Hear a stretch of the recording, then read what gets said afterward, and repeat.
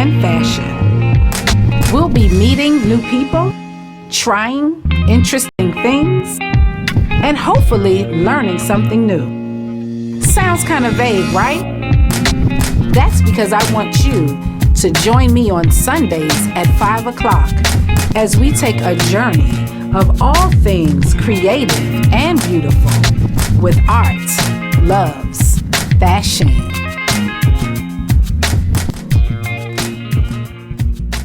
Here we go. Happy Sunday, everyone. Welcome to Art Loves Fashion, where we have a conversation about all things beautiful and creative. I am your host, Davila-Irving, and let's get to it. Today, I have I'm going to call her a regular because I already told her, listen, you coming back. Friend to the show, uh, co-educator and fabulanista. I think the word of that's not quite right, but co-fabulous queen. I like that better. Our girl Melissa of Reigning Queen of Cups. She is here to share with us again. You know, Melissa is our resident astrologer, and would you actually call your title astrologer? I do. I'm an astrologer and psychotherapist. Oh, with astrologer and psychotherapist. So you either gonna get it from these books or from the stars or something. But she is here today. It is the top of the month, and she's going to share some insight with us so we can, combine all of the superpowers of the world so we can try to end this year out strong. What's going on, Miss Melissa? Well, thank you for having me back again. This is a perfect time for us to start talking about astrology and the power of astrology to help us process all that has happened for 2020. Yes, ma'am. I got my notebook. Right, and get ready Get your pen and papers. Yes, and get ready to get set up for what's going to come in 2021. There are some huge cycles that are starting and ending, and there is so much going on in the month of December. But for the purposes of this, our wigs, honey. Hang on. Yes, honey. Yes, you better make sure that thing is on tight. Batten down the hatches. Exactly. No, but this is a powerful month and a powerful way for us to close out the year. And there are three big influences that I really want to focus on. And those are, we have a pair of eclipses that happen within this month. And the eclipses have to do with the moon. We started off the month with a full moon lunar eclipse in the sign of Gemini. Literally, it was happening November 30th and rolling into December 1st. So we started the month off with a bang. And we were starting the month off with thinking about how are we going to end things? Because full moons are already a celebration and a level of completion. But when you add an eclipse, it's like a full moon on steroids. So an eclipse, for those of us who are just, we don't know what all these terms mean. An eclipse means that the moon and the sun, somebody's covering somebody. Someone is covering the other. So in a lunar eclipse, the moon, the earth, and the sun all line up in a pathway where there was a partial eclipse. So even though the moon was full and round in the sky, there was a portion of it from the sun and the earth shadow that were blocked. Now, what was that? Yes, that was literally on November 30th, but it happened early it happened at around 4:30 in the morning. Okay. So exact piece of that. So 4:28 a.m. is when the eclipse occurred, and then 2 minutes later, that's when we went to full lunation. And in the sign of Gemini, none other than our lovely host sign. I don't know what that means, but it means that we have come to an end in the way that we think.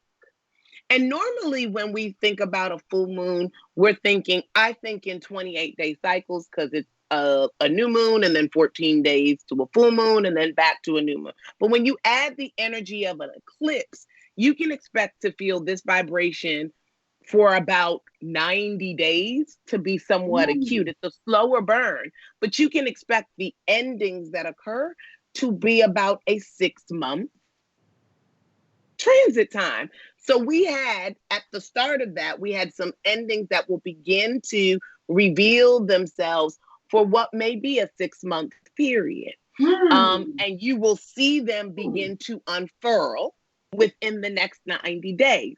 You'll begin to see some shifts in the way that you think, and in the way that you communicate. And knowing where Gemini is in your birth chart will really help you narrow down other pieces of interplay within this. But this is a big deal. And the thing that happens with eclipses is that they don't just happen by themselves. They always happen in pairs. So we had one at the start of the month in the sign of Gemini, and they always go in ping pong, like back and forth motion from one sign to its opposite sign. So the opposite sign of Gemini is Sagittarius. That's my daughter. Look at that, mama and daughter are opposite. So then when we roll in to the month around December 14th, we're going to experience a solar eclipse. A solar eclipse, which means during the new moon, which means the moon will be dark or absent from the sky. So the lunar eclipse is a hard ending. The solar eclipse is a jacked up on steroids beginning. Oh, wow. See, the universe and astrology has this way of being dynamic and balancing. Whenever it brings one energy, it tries to bring the opposite energy, which is kind of, to me, the definition of metaphysics. So Gemini is how we think. Sagittarius is how we seek out things, seek the divine, seek out philosophy, seek out and play out our wanderlust. And so on that push and pull, how we think and communicate with people versus how we put that into action and connect and seek, that's the energy. That's a big energy vibration we're going to be experiencing now, throughout. That what's interesting about that is a lot of people naturally during this time of the year start to reflect on, how their year went, or some people are trying to scramble to like accomplish their last goals or like something from their to-do list.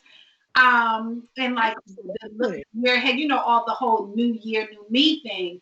It's funny you say on steroids, because I'm sure that with all that has transpired for 2020, people, the whole new year, new me thing, everybody's going to be on it extra hard. So it's interesting that you say that almost makes sense with like what I'm hearing, like it makes sense with what's going on in the sky.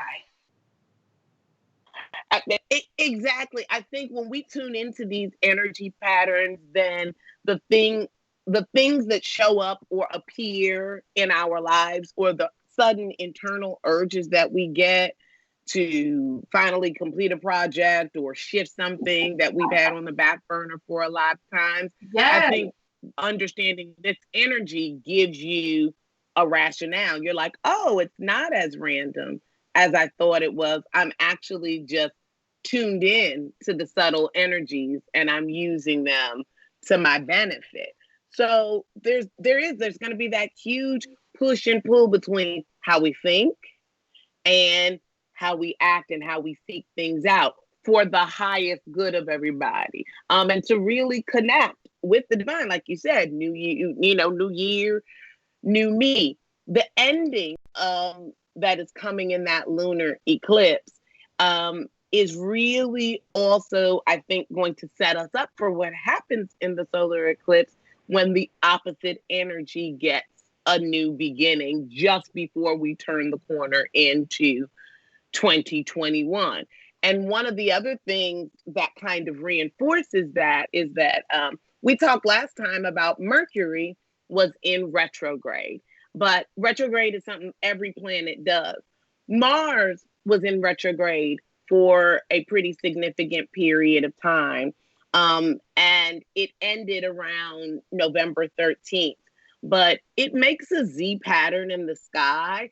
And so just at the start of the month, it finally passed over all the old territory and is finally making its way forward in a fire sign, which is an active sign. So many people at the start of December, when Mars in Aries finally took forward motion, might have felt like somebody pressed unpause on their energy. You might have gotten a really intense burst.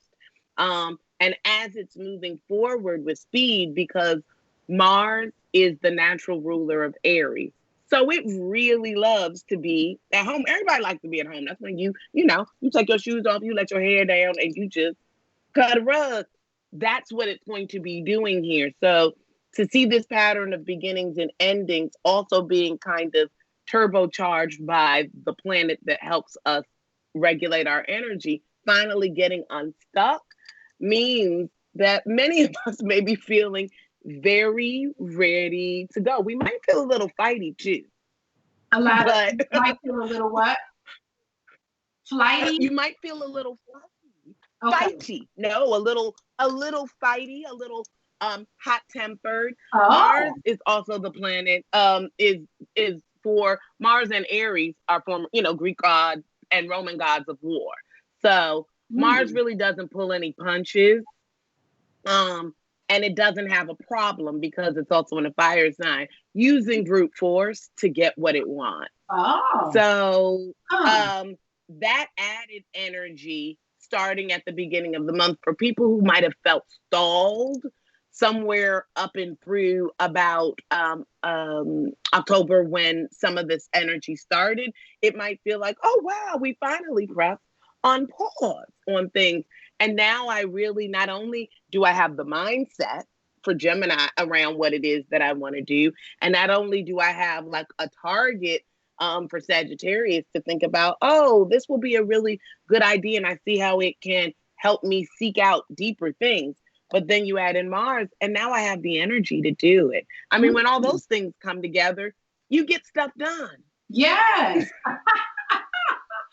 Wow. So it's so interesting because one of the things that my husband likes to do, he's really big on, at the end of the year, as an entrepreneur, one of the things that he does that I take notes from is really doing that whole like stepping back and sort of assessing. And he does like a whole countdown during certain times of the year. Like I've got 60 days to get this accomplished. I've got, he like looks at it in terms of days, right? And so like around this time, he is usually like laser focused on the days, that he has left to like accomplish the things that he does. And then even as a family, we start off the beginning of the year like, all right, State of the Union for the Irving family. Yeah. What do we want? What do we want to do? So it sounds like, and I just said to him, like, you are really like on it this year, like all kinds of like epiphanies and reflections and getting things done. And, and he's always really like, I admire the way that he is with his entrepreneurial pursuits. But like lately, I've been like, you're on a whole nother level right now. And so like, that look, it does. I mean, our planet of energy, again, we are going to be much more productive with Mars and Aries, being in touch with our initiating energy, and really kind of driving it home. And that's important because sometimes we're more so in, I'll do it when I feel like it. But this is hard charging, take action kind of energy. So for everybody at home who has these plans that they've been kind of sort of taking their time, now is like you should be feeling the push and go ahead and take advantage of the push. Absolutely. And we have a tendency to feel it internally. And that's how we register some of these subtle energies, but we can talk ourselves out of it. No, you're not crazy. Yes, you are feeling the pull. Answer the call. Answer the That's call. how that's how the universe works. It gives you subtle urges. It gives you subtle feelings to wash over you. But the biggest energy piece here too that is showing up for us is going to happen. So we're having two major shifts. So we have the two planets that have really kind of been ruling 2020 and kind of bullying us a bit. That's Jupiter, the planet of expansion, which you think wouldn't necessarily bully us. And Saturn, which is the plan, I call it like the Lord of Karma. So he likes to come in and set up the rules and structures. They've been in Capricorn for this entire year together in the same sign. So 2020 has kind of been themed by these two planets. Saturn made us go really narrow because we've been at home. We've not been able to go outside. We've not been able to do all of those things. Yet Jupiter existed. And so in our homes, we've expanded the range of what we could do via working from home. Companies have expanded the definition of what is possible now based on these really hard-earned restrictions. So that's how those two things have worked together. Well, between December 17th and December 19th, both of these planets are moving, and they're moving into the next sign. They're moving from Capricorn, which is also a planet, a sign that has to deal with restrictions. I mean, it's about career, and it's very paternalistic, masculine energy. But some Capricorns have a hard way to go. We're moving into the futurist sign of Aquarius. Aquarius rules all things brand new. Anything related to technology, anything related to advancement is ruled by it. And so those two planets are moving into the futurist sign. It's no wonder we're hearing all this information about the vaccine. And here in our country, we're looking at things that are happening with the election. And, and the transition team will be just about ready to take hold on this and for this. So there is already a bit of a futurist momentum moving into that space. And they're going to move and touch each other in the same sign at 0 degrees, which is very important because we have 30 degrees, but we go from 0 to 29. So at the start of this sign, these planets are going to aspect or relatively touch each other from an astrological sense on the shortest day of the year. And that's December 21st. Okay, I knew that. It's going to be powerful.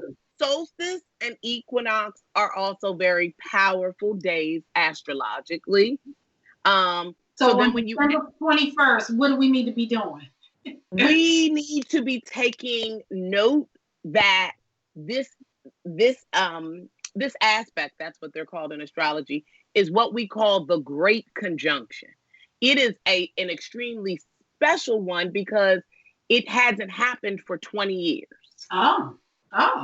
The last time it happened was, I believe, May 13th, 2000. But it's even more special because this will be the first great conjunction in a new element. So for the past 200 years, anytime Saturn and Jupiter have touched, it's been in an earth sign for the past 200 years. And when this happens, when the movement happens between December 17th and December 21st, we are not only moving into a new sign, but we're moving into a new element and a new 200-year cycle. Oh my. So it's really, really powerful. We're going to see things start rolling out as it relates to how COVID has impacted us. Because we got to be futurists. Like, until the vaccine takes hold, until we have, clearer things set up, people are going to be challenged to think about new ways of living. In fact, that will be the marker that will begin to show us how in a year to 2 years, certain things may seem completely obsolete and oblivious. I wouldn't be surprised if large numbers of people who never thought that they were going to be able to work from home permanently. Yeah. That kind of stuff. That's the future. I mean, 2 years ago, people would have been like, that's not possible. Right. You got to go in. So those kind of things, and that's just the mundane way. But, also with futurism, we don't know what's coming next, but we do know that a spirit of innovation happens with all of us. So it will continue to be that Saturn is coming in and defining, here are the boundaries. But with Jupiter there, it's saying, here are the boundaries. But that just means we've given you kind of like horse-like blinders, and you can expand as much as you can given these two parameters. Right. So we will continue to see innovation. It'll just be interesting to see how that shows up for us, given what the virus and the economy has done within this year. Well, you know what? And as you're saying that, and also Black people like saying, no, we will be, yes, we will have our moment, and we will be stepping forward to say, we got next. Especially Black women, we're like, hey, that sounds like good news and confirmation. That's some real futurist stuff right there, right? Like every industry is being forced to figure out how to operate within some new parameters, new rules of engagement, and like we're not going to operate under the same set of rules, and that's where people start stepping up. Like, hey. All the ideas that I've been sitting on because I didn't have an entry point in, this might be a really exciting time for people to get their hat in the ring. Absolutely. I mean, definitely. There are some astrologers who would say that this is the beginning of the quote unquote age of Aquarius. There's still debate on that, like the age of futurism and this age of, like it's not going to be utopia. If this is the start of the utopia, we're kind of like, this is not utopia. But of course, there's always a storm before you get to, brighter days. However, having said that, yes, that energy is strong. We are not taking the same stuff that we used to take anymore. And we are really confronting. Aquarian energy is about dismantling things that used to exist. All of that old school stuff, where people have, even some of the things that our current administration has done to try to dismantle things related to diversity, equity, and inclusion and things of that nature, that's probably going to get set right again, because we're not moving backwards in that respect anymore. As a matter of fact, the energy is finally releasing and allowing us to move forward. So I'm super excited about seeing what is happening, but it's also important to note that with that date, we are starting a 200-year cycle of now moving through the element of air. We were moving through the element of earth, which is the physical, the manifestation, money, all of that kind of stuff. Now we're moving into new thought, new ideas, new points of view. And that's going to be a 200-year epic. We're also moving at the same time in a new 20-year cycle.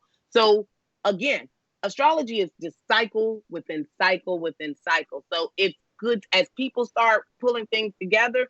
We are now watching that almost it would appear that the election season and COVID are ushering us into a new 20-year futurist cycle to behold. In 2021 is technically the start of a new decade anyhow, not 2020 from an astrological view, but that we starting off the year with positive energetic vibes. The world just has to catch up to the energy. Wow. Okay. So everybody need to get their energy vibes right. right. So when we go back outside, you ready? Caught up. Yes, we'll be all caught up with the opportunities that are waiting for us. And it will feel like a futurist moment because for some of us, we will not have been out and about and moving freely in so long. It will be like learning how to, and we're going to have to learn how to interact and do things all over again. Yeah. This is why, because knowing that gives you more comfort than just walking into the new wild, wild west life. What is all this noise? Right.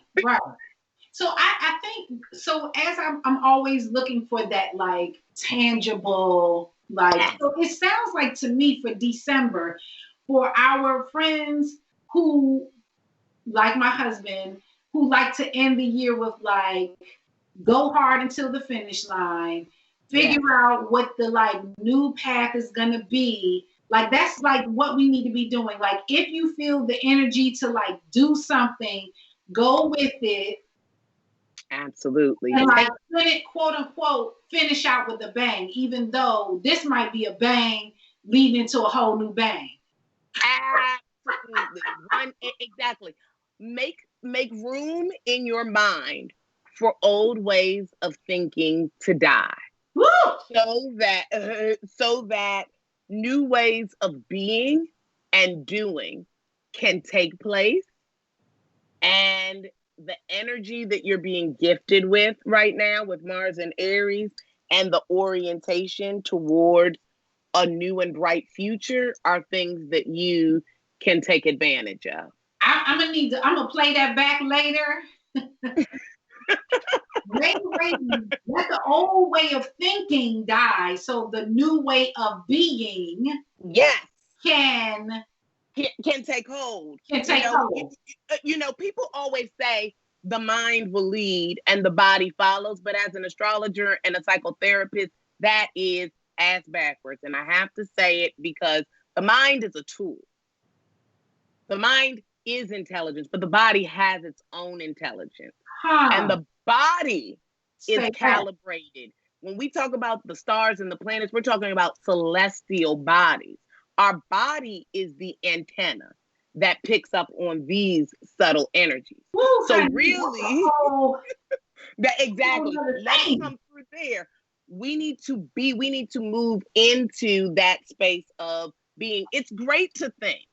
It's, but analysis paralysis happens to all of us. At some point, you got to stop thinking and you got to start doing. So that's the whole word right there. I feel like I need another session. I need a session because that is hitting on a couple things that I'm contemplating in my mind for this month. I think I'm gonna have to call you offline. You definitely need it because these energies being in Gemini impacts you. That is also the power of this. This is the general energy that's available for all of us.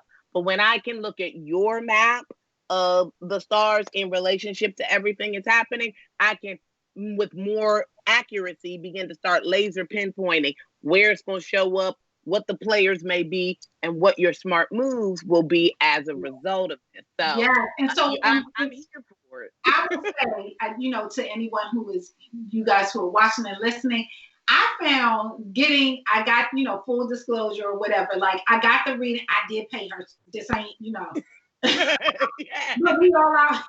Yes. This is her actual career. Exactly. We support business. But the reading was insightful to me, and I love learning new things. Hence the show at the intro, I say hopefully you'll learn something new. So I learned a lot of new things just about astrology in general. But now I find myself like, I need to know about everybody, and I want everybody to like, because I want to know why did we interact in that way, and what do I? Yes, it can become addictive. And as the best quote, my second astrology teacher says it's best, especially for people who are on the fence. You may not believe in astrology, but astrology believes in you. Well, let me say this, and I'm going to end with this. You said something that. Well, we talked a little bit about like for people who feel maybe conflicted about their spiritual or religious beliefs. When you were talking about get ready, what came to my mind is when it says in the Bible, behold, I do a new thing. Like it's all interactive. I'm excited because I'm like, I know that God didn't put this situation in the world for us not to be ready to do a new thing. And like that word that you really kind of like landed on, like be ready to do. And so God says, behold, I do a new thing, and he may be ready to do a new thing. And because we are the physical manifestations of his will, that means he's going to do a new thing, which means we got to be ready to do a new thing. And you hit the nail on it. Look, that is exactly what it is. We need to be prepared. God has orchestrated the celestial bodies the same way he's orchestrated our physical bodies. It is a mirror-like relationship. So observing their patterns and cycles can better help us understand the cycles and patterns so that we can better move with God. What would you have me do? Where would you have me go? And how would you have me use my gifts, my talents, my anything for the highest good? To me, it's spiritual technology. So thank you for hitting on that, because absolutely, I feel comfortable engaging with this and my spirituality because man didn't make the stars, God did. How about that? So guys, don't be scared, don't be afraid. God communicates to us for in a whole bunch of different ways. So Melissa, how can people get and follow you, get in touch, like keep the running information, as well as if they want to tap in and figure out, get their chart done and all those great things? Absolutely. As well, they can follow me on Twitter at 8th House Wisdom, on Instagram at Reigning Queen of Cups. I didn't know you on the Twitter. I am. I just started recently. It's been interesting and cool. And in my you can go to the link in my bio where you can find all the different ways to reach me, particularly at 8th House Wisdom, which is my website where I offer astrological readings, desire map workshops, and I am getting ready to launch within the new year an astro coaching program. And so I would love to to really kind of put all of these things together in a way that allow people to utilize personal development and astrological work together. So and for you guys, a little therapy sprinkled in there. Yeah, a little bit of therapy. Yeah, a little bit of therapy sprinkled all in there. So yes, that's what we're bringing into 2021. But yes, my Instagram link. I have a Facebook page, 8th House Wisdom. But yeah, you can find me pretty much. All of my links are there in my bio for IG, and I would love to help you to reveal your unique and infinite possibilities. That's what your birth chart does.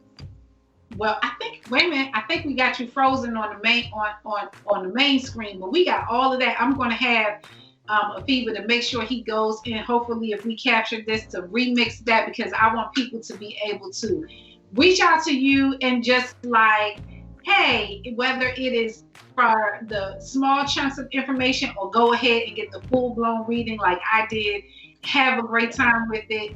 And hopefully we will see you again, because now I'm excited, like, okay, you gotta like sprint to the finish line so we can figure out what we're going to do for the new year. Give people a little bit of insight into the new year. And so that is Melissa and Reigning Queen of Cups.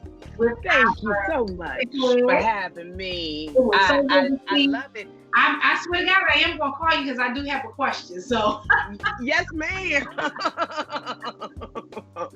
Thank you so much. We're going to squeeze in our last two segments as we transition into our art and our fashion and our love segment.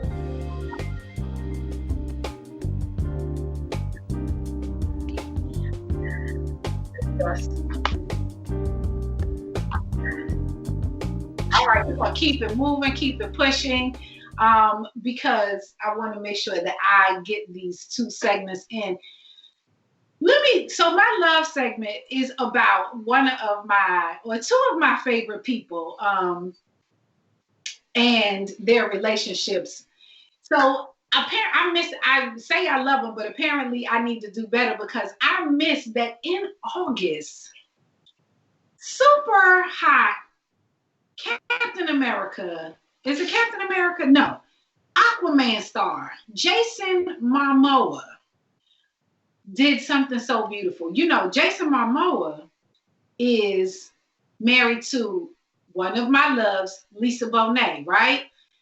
I wanted to just first of all pause and give snaps to my girl Lisa Bonet because Lisa Bonet is 53 years old. And she was married to the other hottie, Lenny Kravitz. And together, those two hotties came up with Zoe Kravitz, who is the bomb.com, right? So snaps to my girl Lisa Bonet, because Lisa Bonet, first of all, she walked away from the Cosby Show in a different world and just kept it pushing and always stayed fabulous and relevant, even after she left her TV career. But anyway, in August, Jason Momoa took her very first car that she bought for herself when she was 17 and had this car completely rebuilt. Now, again, I just said Lisa Bonet is 53 years old. This car she bought when she was 17. It was a 1965 Mustang. And the car was, you know, you can imagine what it looked like. It was a custom. The car, when she got it, was one of 3 ever made. So that particular car in and of itself was chock full of all these custom parts, right? So he took the car. He said that this was a 14-year dream come true that he wanted to do for her. And if you are on Facebook watching this, I got some pictures of Lisa Bonet and Jason Momoa up. Honey, they are just fabulous and beyond, like cool as cool can be, honey, with the shaved sides and all the beard and giving us all kinds of like rustic, you know, rock and roll fabulousness. But he said that it was a 14-year dream of his to do this for her. And so he went to a custom shop in Las Vegas, had the car shipped out there, honey, and they went to work on the car. He produced like a little 7-minute video of the process where watching that was fascinating for me because I'm the one in the family who likes to put things together. Like I put, as my daughter was growing, I put the bikes together, I put the Christmas tree together, for Father's Day, I made my husband help me put the grill together. So to watch these fellas take this car and took everything apart from the screws to stripping the rusted paint and completely rebuilt this woman a car and put it back together. That thing is mean. So you have to go and look online at Jason Momoa rebuilds Lisa Bonet's car. It was white when she first got it, changed it to black. The thing is sleek, honey, everything just all popping. And Lisa Bonet, in all her infinite coolness, was like, holy cow. That was her response. Holy cow, this is so cool. Now, the kissing and the embrace and the look that they exchanged was just like, you can tell they're like in love, right? And what I thought was so interesting is that, so the love, as I'm researching this and looking at it, just kind of expounded and expanded because they've been together for 14 years. They only actually have been married since They've only been married since, I think it was 2017. But they have 2 children together. The children are ages 13 is Lola and 11 is the son named Nakoa Wolf. And I guess Jason is Hawaiian or whatever. So the children are all extra cool and everything. And so Lenny Kravitz was on the cover of the November Men's Health magazine. And he talked about how he is still very tight with his daughter's mother and how he is so super cool with Jason Momoa. He said when they first met, they were like instantly like, this is a bro love fest right here. And he said that, and there was a quote that he said that I copied down because I thought that it was the perfect like end cap for this idea about love, because those of us who have been in, and that's going to be one of my upcoming segments, been in a blended family, in a blended relationship, or blended families, it is an interesting dance. It is not easy, and it really does take a lot of love, and not the romantic kind of love. It takes the kind of love that I talked about in a couple of other segments, some real live, selfless, like love that is love in action. And so, but what Lenny Kravitz says, so y'all got to go look at Men's Health magazine from November to check out my man Lenny. He was on TV. He's like living in Jamaica during the COVID shutdown with these big dogs and feeding them and running around shirtless, honey. And now for December, we got Jason Momoa on the December issue. Again, snaps to my girl Lisa Bonet. 2 of your men is on the cover of Men's Health magazine, and they get along. Like, listen, what y'all doing out there in your life? You got to put some love out there so that everybody in your circle, honey, knows how to be in alignment. Okay. And so Lenny said something that I thought was really, really a great way to sort of end the love segment. He said, people can't believe how tight Jason and I are, and how tight I still am with Zoe's mom, how we all relate. We just do it because that's what you do. You let love rule. And so I said, that is like, I was just fanning out as I was reading. It's like, I'm such a fan.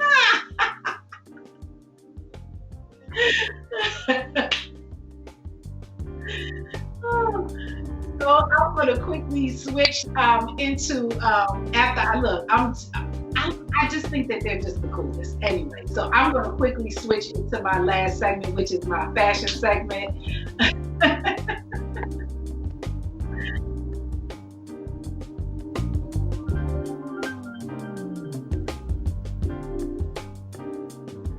Okay, so my final segment on is one of the I kind of touched on this particular topic a couple of weeks ago, and I showed you some fantastic inspo photos, and it's about color blocking. So color blocking during the 80s was like a big thing. Everybody was like doing matchy or like doing like bold colors. Color blocking is when you take blocks of color and put them in your outfits to like just really make a bold, eye-catching statement. So if you remember in the 80s, everything was like, you had the red, it was La Tigra for us, but Polo wasn't out just yet. Polo probably came along, but it was La Tigra first. Yes, I'm telling my age, and it's okay. But you might have had the red La Tigra and the dark blue Wranglers or Lee jeans, and then you had your sneakers with the red laces in them, and you were giving us bright red, dark denim, bright red on the shoelaces. You might have had a bright red Kango. That was color blocking. And I'm sure on the runways, they were probably doing it a little bit differently, but that was the street style version of color blocking. Or you were doing your little like windbreaker suits, and they might have been turquoise with like some red stripes on the back and all that kind of stuff. Well, color blocking is back. It continues to be strong for fall, winter fashion. And I want to show you 3 ways that you can do color blocking. And I have up on the screen the first way that you can do color blocking, which is called monochromatic. And mono meaning one, when we take shades of the same color to make an impact statement. Monochromatic tends to be somewhat of slightly easier, because really you're just pulling out the clothing that you have that are all in the same tone, and you don't really, what you don't want to do is overthink it. That's how you get away with monochromatic color blocking.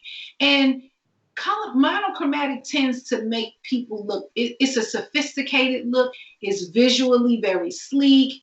And depending on the color palette that you choose, it could be a little funky. So I'm going to show you what I mean. And I'm going to, when I start talking about fashion, I get a little excited, but I want to keep up with the time. I try to do a little color blocking with my cream and my blush. It's too hot for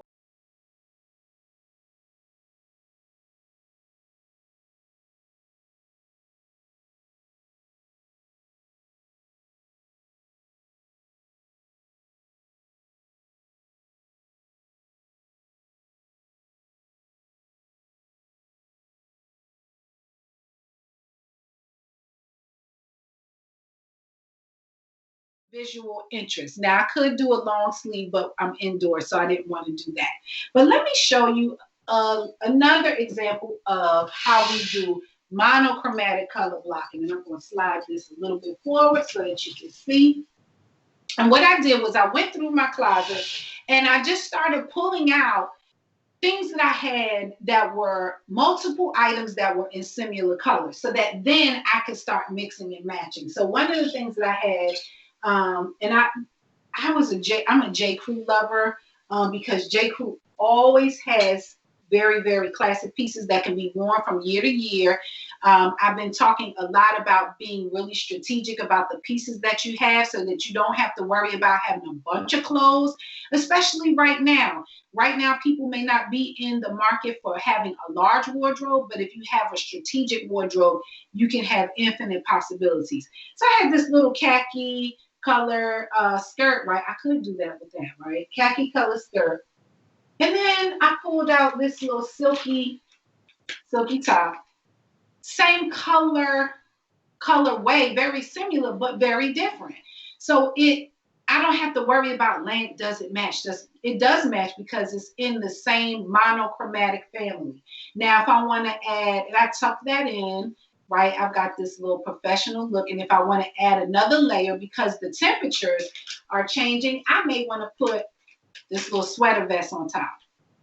So I'm giving 3 different colors. They're very similar, right? But different enough to make it be color blocking. And again, or if I want to throw that little rabbit vest on top of it, I could have did that too. So that's monochromatic color blocking. Now I want to show you the next level of color blocking, which, and I think I'm frozen on my screen on my show, but I'm on live, so I'm still going to keep talking. That's one color blocking. Now we start getting into 2 color blocking. Now, when you're working with an image consultant or a stylist, there's a bit of color theory that they tend to use. They use color wheels and things like that to find like color combinations that have the biggest impact. But what you can do is you think about, so same, guys, look, I told y'all I was a J. Crew. This was the same skirt in yellow. Yellow is a primary color. So any other primary color, yellow can go with. So you're thinking about your yellow and blue when springtime comes in, people are wearing yellow and blue all over the place for that nautical look. But you can do, and think about yellow, red is also a primary color. But if you think about different, red can have different shades. So think about, got this yellow skirt. Now I've got this burgundy pullover like sweater thingy. Now I've got impact yellow, very saturated burgundy, and I can do a shoe that's in either of these colors or it's a flesh tone color. And if I wanted to, this is actually a pullover thing. I could wear it like that, or I could wear it over the back of my neck, like a shrug, kind of like that. And so I had pulled out. So now I've got 2 colors that are sort of my dominant shades. And then I've got this burgundy pullover thing. Simple, simple, simple, but an impactful color combination. Again, you're thinking about how you're making color be your bold statement. You don't have to have these super extravagant pieces. You're using simple pieces, but using the color blocking to create something that's visually interesting. Now, one of the things that I want to start kind of doing a little bit. I'm into orange, and I don't really have a lot of orange, but this is like on the color wheel, when you look at colors that are close in the family, they call it like complementary, a color here and then a color that's right next to it. You can mix those colors. So I've got orange and I've got yellow. This is my little kimono, but I sure will put a little button up. I'm at work now. I put this together when I was thinking about if you're doing work from home. So I might have on some shorts under here, some leggings, some lounge, whatever at the bottom, jeans or whatever, knit pants, and I may do this silky button up top, throw this kimono on, and I'm comfortable, but from here up, look at that impact. You got orange, bold statement, pale yellow, silky button up, and then you can throw on jeans on the bottom to give you a third color, if you want to show that, or you can, throw on whatever you want on the bottom, because again, it's work from home. But I'm going to show you guys this. That's how you incorporate your third color. So technically, although this is burgundy, if we think about it as coming from the red family, we've got the primary color of red and yellow, and then we've got orange as that complementary color from the side. And so if you are someone who likes bold colors, then you're thinking about, I wanted to show you guys this yellow, how yellow and red, that's the primary color situation. And you can put that yellow top back on. You can put a white t-shirt on if you don't want to go that strongly, or if you're super bold, if you want to be super bold, you can throw in a pattern. Because guess what? Now you've got blue, red, and yellow. Primary colors. But it still matches. So, color blocking, thinking about how can you, if you're doing work from home, you're feeling bored, or how can you remix what's in your closet? You remix it by thinking about a new way to use your colors.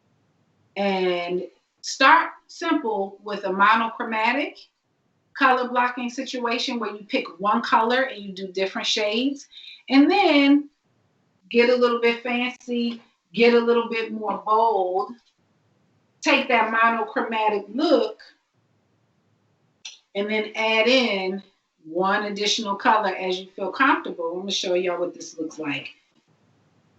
I'm going to burn up and then I'm going to sign off.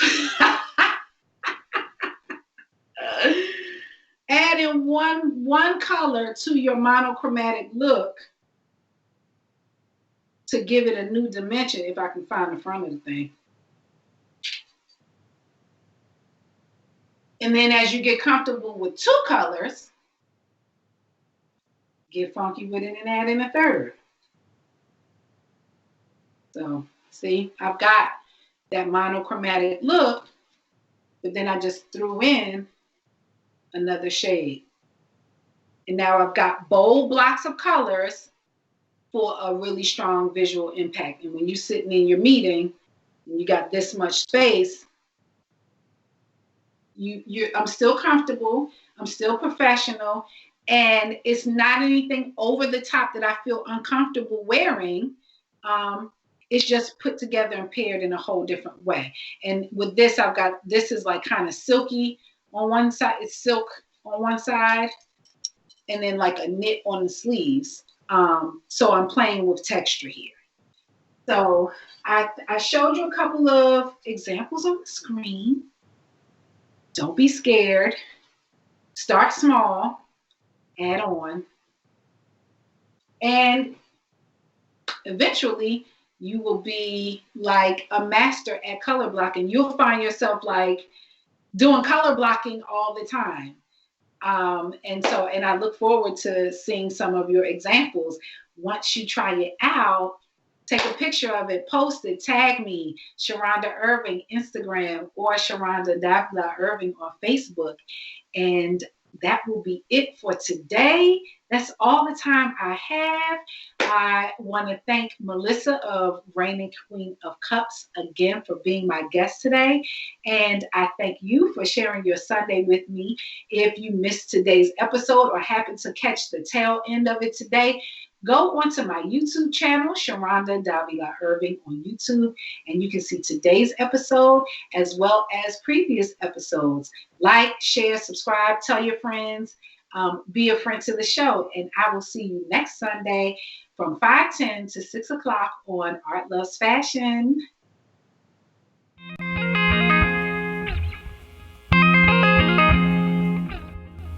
Welcome to Art Loves Fashion.